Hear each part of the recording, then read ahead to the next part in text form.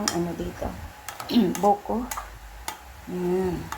At gawin po natin siyang buko salad. So, alam niyo na. Simple lang ang ano ko. Meron lang akong fruit cocktail, isang condense, at Nestle cream. So, yan lang po. Start po tayo sa ating pagluluto. Sa paggawa pala ng ating fruit salad, buko salad. So, ito po ang ating fruit cocktail. Ilalagay po natin dito.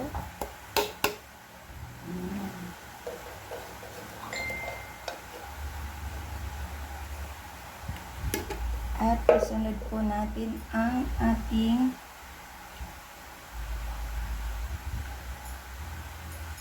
condensed milk.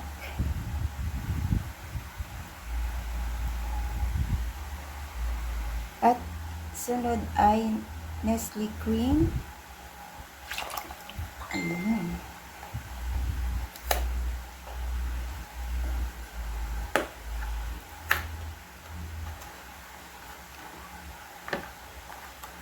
Okay.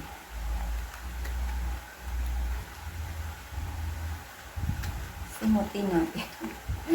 Mag-isa lang naman po kasi ako, kaya tama na yan. Huwag nang masyadong marami. Ayoko ng mga ilalagay kong ano-ano pa. Basta mayroon akong fruit, salad. At napili ko yung tawag dito, buko. Ayan. So,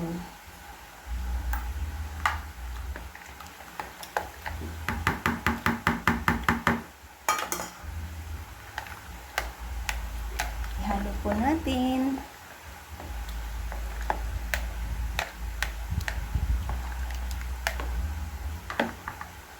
At isunod na natin ang ating buko.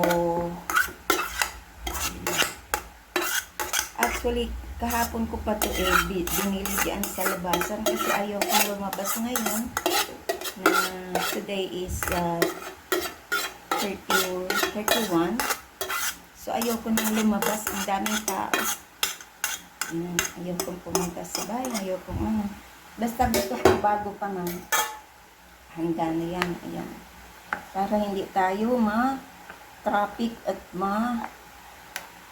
sa napakadaming tao. Ayaw ko ng ganun. Para akong nasusuffocate. Yan. Kaya sa edad kong ito, parang gusto ko na lang sa bahay. Okay lang sa mga hindi holiday season. Yan. Hindi gaano maraming tao.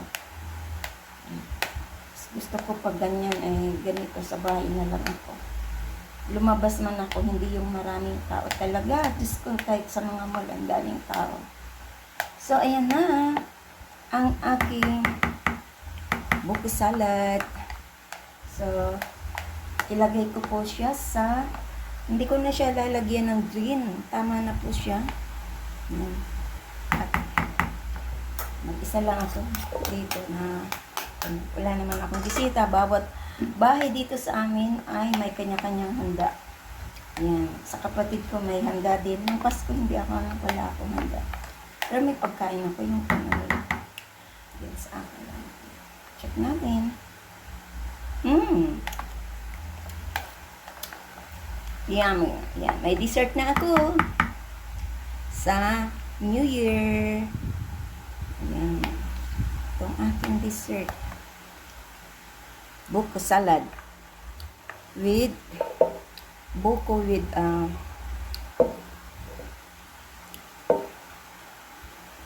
fruit cocktail. Ayan. Sarap na. Ito yung gusto ko.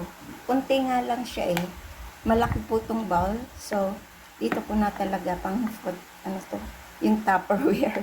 Yan mga may ganyan pa ako. Tupperware.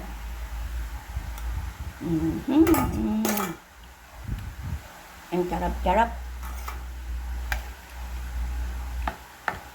Ilagay ko ito sa wrap para mamayang gabi ay meron tayong kakainin for 1 week na salad. Kasi hindi po ako gaanong mahilig sa matatamis. Ice cream lang po ang kinakain ko, mga cake, hindi po ako gaano. Pero hindi naman mataas ang aking sugar. So, yan. At gagawa pa ako ng ibang, magbabalot pa ako ng aking suman. Kasi gustong gusto ko yung suman. Namiss ko yung sa probinsya. Pero actually, yung mga kakanin po, hindi din ako gaano yan. Yung mga pamangking ko dito, yan, mahilig sila. Ako hindi. Kasi parang hindi ko alam bakit ganon. Hindi ko lang trip. Ano to? Papaya yata to. Sarap.